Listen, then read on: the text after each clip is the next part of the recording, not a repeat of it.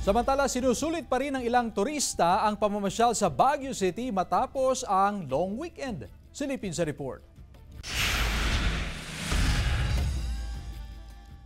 Sinulit ng mga turista ang pamamasyal sa Baguio City nitong nakalipas na pagunita ng undas. Nagsilbing reunion ang pamamasyal ng ilan. Malamig daw kapag gantong season, so kaya mas pinili po namin Baguio. Kasi mas malapit lang din po, 4 hours drive lang po siya from Nuvali. Nakulayan daw ang outing ng magbabarkada. Kasi Baguio feels like home to us. Me personally, every year talaga, kahit once a year, nagpupunta ako here. Kasi I feel like I'm at home and at peace every time andito ako. Kaya ngayon, I'm with my friends. After 14 years naming magkakaibigan, ngayon pa lang kami nagpunta ng Baguio. Up to the last minute ang kanilang pamamasyal bago mag-back to reality.